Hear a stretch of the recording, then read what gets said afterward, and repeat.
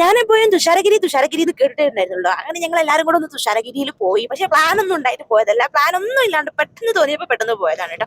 അങ്ങനെ നമ്മൾ തുഷാരഗിരിയിൽ പോയി. ഞാൻ പ്രതീക്ഷിച്ച പോലെ ഒന്നും ആയിരുന്നില്ല കേട്ടോ. ഞാൻ വിചാരിച്ചു തുഷാരഗിരി വെള്ളച്ചാട്ടമാണെന്ന് അറിയാം. പക്ഷെ ഇപ്പൊ വെയിലൊക്കെ അല്ലേ, അപ്പൊ വെള്ളമൊക്കെ കുറവായിരിക്കും എന്നൊക്കെ വിചാരിച്ചു. പക്ഷെ പോയപ്പോൾ അത്യാവശ്യം വെള്ളമൊക്കെ ഉണ്ടായിരുന്നു കേട്ടോ. ഇവിടെ കുറച്ച് വെള്ളം ഉണ്ടായിരുന്നുള്ളൂ. അങ്ങനെ ഞാൻ അവിടുന്ന് കുറച്ച് വീഡിയോസും കാര്യങ്ങളൊക്കെ എടുത്ത് നമ്മൾ എല്ലാവരും കൂടി പോയതാട്ടോ. ഉസ്മാൻ മാത്രമല്ലായിരുന്നു, അളിയൻ, ഞാന്, അതേപോലെ ഉമ്മ, താത്ത, വാവ, ഞാൻ എല്ലാവരും കൂടെ പോയതായിരുന്നു കേട്ടോ. അപ്പൊ ഇതാ നമ്മൾ കാണാൻ പോയ വെള്ളച്ചാട്ടം അതാണ്. പക്ഷെ അതിൽ കൂടുതൽ വെള്ളച്ചാട്ടം ഉണ്ടാവും. പക്ഷെ ഇപ്പൊ വെയിലല്ലേ, അതുകൊണ്ടാണ് കേട്ടോ അവിടെ വെള്ളം കുറവാണ്. പക്ഷെ എന്നാലും കുറേ ആൾക്കാർ കുളിക്കാനും നനക്കാനും നീന്താനും ഒക്കെ ഉണ്ടായിരുന്നു.